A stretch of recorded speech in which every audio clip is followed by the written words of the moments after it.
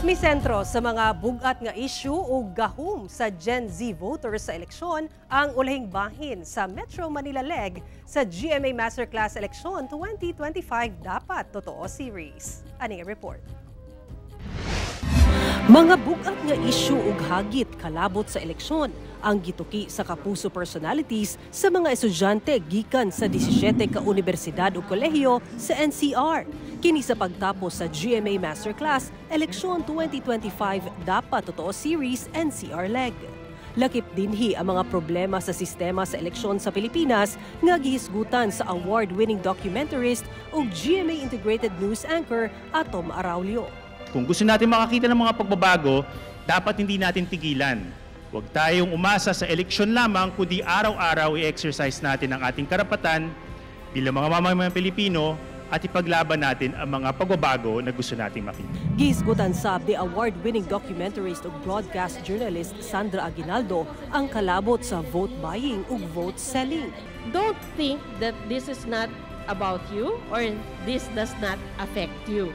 You have to vote wisely and help protect your votes because at the end of the day, kinabukasan nyo yung nakataya. Base sa data, gipakita sab ni GMA Integrated News Research Senior Manager Karen Mayrina ang gahom sa Gen Z voters sa eleksyon. Kay kini ang ikaduha sa pinakadaghang registered voters nga misunod sa millennials. Pag-evolve sa communications technology ang gipaambit ni GMA News Online Editor-at-Large, Howie Severino. I encourage everybody here to have a documentation state of mind.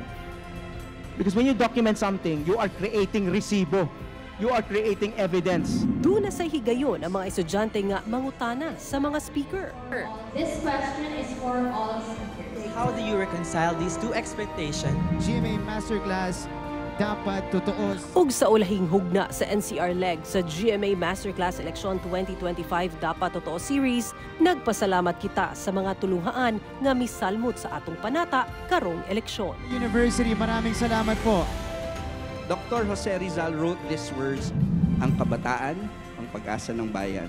We are hopeful you will try to live up to his words, just as we are hopeful you will join us in upholding an honest and truthful election, and further join us in our fight against misinformation and disinformation.